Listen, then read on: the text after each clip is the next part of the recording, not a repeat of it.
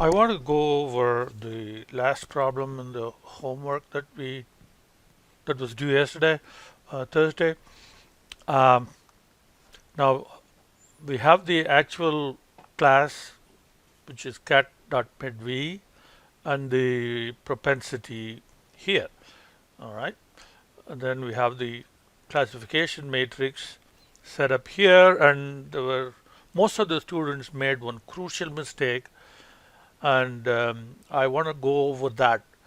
Okay, so the first thing is that we have to make sure that when we use notations like C sub 1 and C sub 2, we need to define what it represents.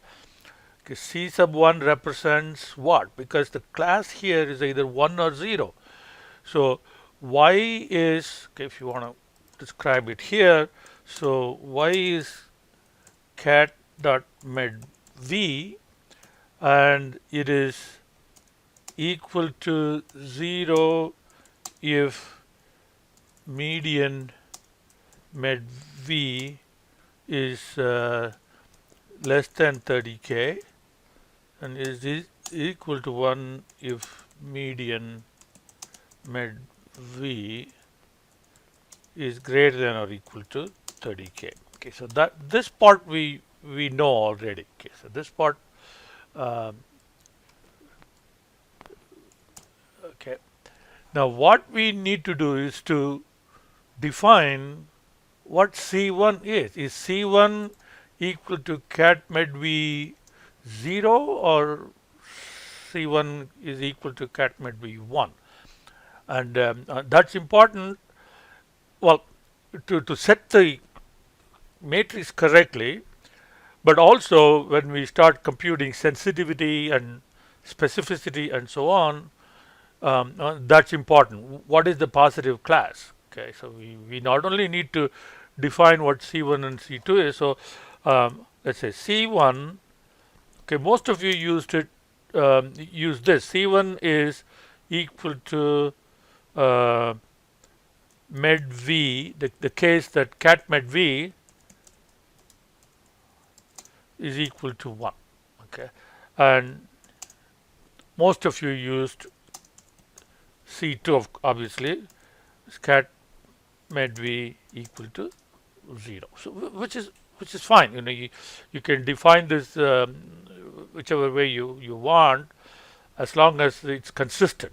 Okay, so here I'm going to copy paste this so we can follow a little closely. So C sub 1 is cat med v equal to 1. So that's what C sub 1 is. So this is predicted class. Okay, and then C sub 2 is cat med v equal to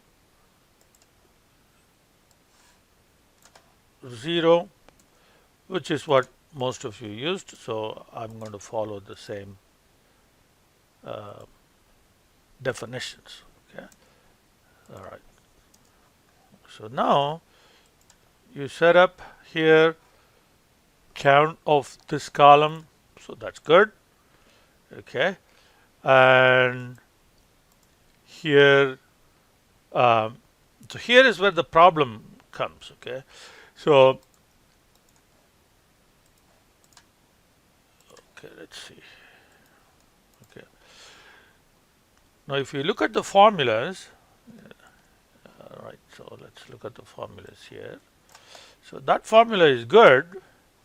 Okay, so now that one is good too, because you are now cat med v equal to 0, so that's good. Now this one is good too. It's cat med v checking whether it is equal to 1. But when it comes to these two formulas, you're checking whether it is 0, and then you're checking whether the probability of 0 is greater than that value, which will be good if the propensities are for cat med v equal to 0. But the propensities are not for propensities. Now here represents probabilities for cat med v equal to 1. Okay, so this formula with the 1 here could go here. Okay, 1 and 1, or so this part is good, but you need to change the